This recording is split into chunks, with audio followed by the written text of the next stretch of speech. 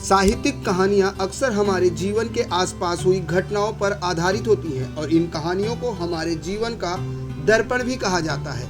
समय समय पर कहानी और कविताओं के माध्यम से हमारे समाज को जागरूक करने का काम जाने माने कवि, साहित्यकार और लेखक करते रहते हैं। ऐसी ही एक संकल्पना को लेकर कथा और दीनदयाल मुरारका फाउंडेशन द्वारा मुंबई में सुने कहानी कार्यक्रम की शुरुआत की गई और इस संकल्पना को उड़ान देने का काम लगातार वरिष्ठ पत्रकार हरीश पाठक और लेखक दीनदयाल मुरारका ने की।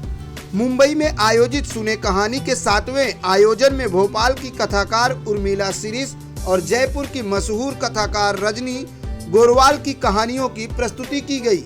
इस अवसर पर इस आयोजन में अनेक साहित्य प्रेमियों ने भी शिरकत की। बाहर बारिश थम चुकी थी, लेकिन पानी बहने की तेज आवाजें तथा टपटपाहट निरंतर चल रही थी। सड़क पर लोगों का आना जाना शुरू हो गया था। उसने आंखों पर हाथ फेरा। सो रही हूँ या जाग रही हूँ, कुछ भी समझ में नहीं आया शाम तक। फिर जीन्स को पाँव के नीचे खिसका देखकर बिजली सा झटका लगा। उसने मन मस्तिष्क को अपने अंगों को टटोला। खरोंचे, नाखून और दांतों के निशान उभर आए थे। दर्द की तीखी धार फूट पड़ी। वो चीख पड़ी जोर से, नहीं नहीं, ऐसा नहीं हो सकता, मेरे साथ ये स्वप्न नहीं है, ये सब उसी के साथ घटित हुआ है। पिक्चरों के सीन अवचेतन पर छाए रहते हैं, सो वही सब स्वयं के साथ घटित हुआ देख लिया है। मगर ये जगह, ये शत विक्षत रूप, एक एक दृश्य साफ दिखाई देने लगा। भयानक तेज बारिश हो रही थी। धरती और आकाश का रंग एक जैसा हो गया था। तेज हवा के थपेड़ों के कारण 2 बार स्लिप होकर गिरते गिरते बची थी। रोज की देखी जानी पहचानी सड़कें थी। वही समय था जब वो बैडमिंटन की प्रैक्टिस करके लौटा करती थी। सोचा थोड़ी देर के लिए खड़े हो जाते हैं। हालांकि उस समय उसे माँ की हिदायतें भी याद आई कि कहीं रुका मत करो। मगर भीषण पानी में सड़क पर खड़े होने या गिर कर पड़े रहने से तो बेहतर था कि कुछ देर के लिए रुका जाए। ये एक सुने कहानी मेरे दिमाग में कई साल से था और 21 अक्टूबर 2018 से हम लोगों ने शुरू किया है। अभी तक इसके 6 आयोजन हो चुके हैं। 8 एंकर्स ने 11 कहानीकारों की कहानियाँ पढ़ी हैं और हम मेरे दिमाग में ये था कि अच्छा गुजराती में परंपरा है कहानी सुनाने की, थिएटर में लोग टिकट लेके आते हैं। मराठी में परंपरा है कहानी सुनाने की, लोग टिकट लेके आते हैं। तो हिंदी में हम लोग क्यों नहीं कर सकते? तो इसलिए मेरे दिमाग में आया और हम लोगों ने 21 अक्टूबर 2018 को पहला किया। लोगों ने बहुत पसंद किया, वो सिलसिला चलता रहा और उसके बाद हमने इस देश की महत्वपूर्ण कथा लेखिका चित्रा मुद्गल पर कार्यक्रम किया। संपूर्ण उनके व्यक्तित्व के बारे में, उनकी रचनाओं के बारे में, ममता कालिया के बारे में किया और डॉक्टर धर्मवीर भारती की पुण्यतिथि पर डॉक्टर भारती पर हम लोगों ने कार्यक्रम किया। और आज मेरे दिमाग में जिस तरीके की घटनाएं घट रही हैं और जिस तरीके की बलात्कार वगैरह की घटना घट रही हैं, तो उसके दिमाग में आया कि केंद्र में स्त्री। तो इस आयोजन में आपने देखा होगा कि कथाकार भी महिलाएँ हैं और एंकर भी महिला हैं, समीक्षक भी महिला हैं और संचालन भी महिला कर रही है। तो लोग पसंद कर रहे हैं। आपने देखा ही हॉल भरा हुआ है और आगे भी एक होगा। अभी तक हम 2 महीने में एक कार्यक्रम करते थे, लेकिन हमने अब तय किया है कि हम हर महीने एक कार्यक्रम करेंगे। आज के कार्यक्रम की संकल्पना मेरे मित्र हरीश पाठक जी ने की थी। उन्होंने मुझसे कहा था क्यों ना हम सुनो कहानी, जो वो पहले भी इस प्रकार के प्रयोग कई बार कर चुके हैं, तो इसका एक नया एपिसोड आज करें।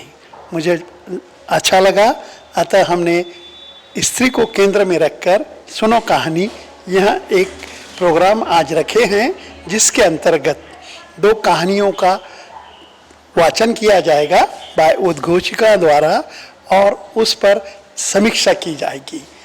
कहानियाँ हम जनरली हमारे ज़िंदगी में सुनते नहीं हैं, किंतु इस तरह के कार्यक्रम में हम उन्हें सुन सकते हैं और यथार्थ को भोग सकते हैं। अतः यह एक अच्छा संचालन है। ये जरूर एक कारगर साबित होगा। महिलाओं की सुरक्षा, अभी मैं गत दिनों किसी व्यक्ति से चर्चा कर रहा था, तो उनका ऐसा कहना था कि हमें सामाजिक जागरूकता बढ़ानी चाहिए कानून की जागरूकता बढ़ाने की बजाय अगर हम सामाजिक जागरूकता बढ़ाएंगे तो निश्चय ही महिलाओं की सुरक्षा में हमें एक आधार मिलेगा। ये कहानी मेरी 2009 में आई थी। ये चीख कहानी 2009 में प्रकाशित हुई थी एक पत्रिका के विशेषांक में, स्त्री विशेषांक में। और चूंकि मैं महिला महाविद्यालय में पढ़ाती हूँ, मेरे आसपास हमेशा नई नई लड़कियाँ रहती हैं। मुझे हमेशा ये ख्याल बहुत ज़्यादा परेशान करता था कि आखिर किसी के साथ भी कोई घटना घटित हो रही है तो उसका दोष क्या है। दोषी तो वो होना चाहिए जिसने ये किया है, कृत्य किया है। तो ये सवाल मेरे दिमाग में बहुत ज़्यादा चलता था। और मैं देख रही हूँ कि तब से लेकर अभी तक ये सारी चीज़ें चल रही। जब निर्भया कांड हुआ और ये सारे चीज़ें हुई तो मेरे मन में यही बेचैनी रहती है कि काश ये लड़कियां इस तरह से सोचें, इस तरह से आगे बढ़ें और अपनी ज़िंदगी को ख़त्म ना करें। बस समाज को अपनी मानसिकता बदलने की ज़रूरत है, क्योंकि देखिए कानून तो है, कानून का वो भी होता है, लेकिन जब तक समाज की मानसिकता नहीं बदलेगी तब तक इस तरह की घटनाएं लगातार घटित हो रही हैं। और जो सोच है कि जिस लड़की के साथ भी ये घटना घटित हुई उसको दोषी ना माना जाए, बल्कि उसको जीने का हक दिया जाए, उसको उसी तरह से। और जो बलात्कारी लोग हैं उनका सामाजिक बहिष्कार किया जाना बहुत ज़्यादा ज़रूरी है। जब तक उनका सामाजिक बहिष्कार नहीं किया जाएगा, कानून उनको छोड़ देता, साक्ष्य नहीं मिलते हैं, दबाव डालते हैं, कुछ ना कुछ करते हैं, तो सामाजिक स्तर पर हमें उनका बहिष्कार करना बहुत ज़्यादा ज़रूरी है। जब तक ये मानसिकता नहीं आएगी तब तक ये घटनाएं नहीं घटेंगी। और मैं तो ऐसी लड़कियों के साथ हूँ कि वो जो कुछ भी घटित हो लेकिन अपनी ज़िंदगी ख़त्म ना करें, अपने आप को ख़त्म ना करें, हमेशा हिम्मत के साथ खड़ी हों। चुनौतियाँ आएंगी, उनका सामना करें। ज़िंदगी सबसे महत्वपूर्ण है, उसके साथ वो आगे बढ़ें। देखिए, कथा जो है ना, कथा अपने आप में पूरा समाज को समेटे हुए रहती है। उसमें बहुत कुछ ऐसा होता है जो कि पढ़ने और सुनने में बिल्कुल अलग बात हो जाती है। पढ़ने में बहुत सारी चीज़ें निकल जाती है और जब आप सुनते हैं एकाग्र होकर तो आपको लगता है अच्छा ऐसा ऐसा ऐसा, और आप अपने साथ लेकर जाते हैं बहुत सारी चीज़ें। और कई बार बहुत सारे लोग होते हैं जो पढ़ भी नहीं पाते हैं, तो एटलीस्ट सुनो कहानी के संदर्भ से, इसकी वजह से जो लोगों तक साहित्य पहुंच रहा है, जो लोगों तक कहानी पहुंच रही है। और यहाँ आपने अभी सुना होगा कि बहुत जगह से चित्रा मुद्गल जी आई और बहुत सारे ममता कालिया जी आई, आज भी बाहर से लोग आए हुए हैं। तो सब लोग इतना जुड़ना चाह रहे हैं और सब लोगों को इतना अच्छा लग रहा है कि लोग दूर दूर से इस कार्यक्रम के लिए आ रहे हैं। तो ये एक बहुत अच्छी बात है और मेरा सौभाग्य है कि मैं इससे हमेशा से जुड़ी रही हूँ। और 7वां जैसा कि आज आयोजन है, और इन 7 आयोजन में कम से कम 4 आयोजन में तो मैं मतलब सक्रिय रूप से जुड़ी हुई थी। श्रोता और दर्शक में तो हमेशा ही थी और चाहूँगी कि हमेशा जुड़ी रहूँ।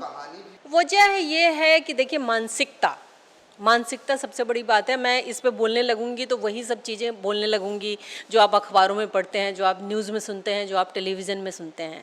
और मुझे लगता है कि घर से सारी चीज़ें शुरू होनी चाहिए। एक एक घर से जब ये चीज़ें शुरू होंगी, मेरे 2 बेटे हैं और मैं उन 2 बेटों को मतलब क्या सिखाती हूँ, ये बहुत बड़ी बात है। किस तरीके से स्त्री का सम्मान करना, या किस तरीके से, आप बिलीव नहीं करेंगे, मेरा बड़ा बेटा है, उसकी गर्लफ्रेंड है और मैं हमेशा उसके साथ खड़ी होती हूँ, उस लड़की के साथ खड़ी होती हूँ। मैं कभी भी उस लड़के के साथ खड़ी नहीं होती। और मेरा बेटा हंसकर मुझसे शिकायत करता है कि मम्मा आप तो हमेशा अनीशा की साइड लेती हैं। तो ये मतलब उस तरीके से आनी चाहिए कि हमारे आसपास जो लोग हैं उनमें हम ये चीज़ें भरें, उनको हम इन चीज़ों के लिए तैयार करें ताकि हमारा समाज बहुत सुंदर हो सके। सुंदर चीज़ें भी है समाज में, ऐसा नहीं है कि खाली ख़राब चीज़ें हैं। सुंदर लोग हैं, सुंदर सोच है, सुंदर चीज़ें हैं और सब कुछ सुंदर हो, इस तरफ हम सबको मिलके आगे बढ़ना चाहिए। ये बहुत अच्छा लगा। कहते हैं मुंबई सपनों का शहर है, तो ये मेरा सपना था कि यहाँ आके कोई कहानी मेरी कोई और सुनाए और मैं उसे उसके नज़रिए से समझूं। जी, सुरक्षित तो कहाँ है, जैसे कि आप देखते हैं मीडिया में दिखाया जाता है, लेकिन और हमारी कहानियों में यही होता है कि हम एक सुझाव देने की कोशिश करते हैं, लेकिन सुरक्षा जैसी कोई चीज़ लगती तो है नहीं अभी। हमें और अभी बराबरी के लिए लड़ाई लड़नी है अपनी, और यही हमारी कहानियाँ संदेश देती हैं।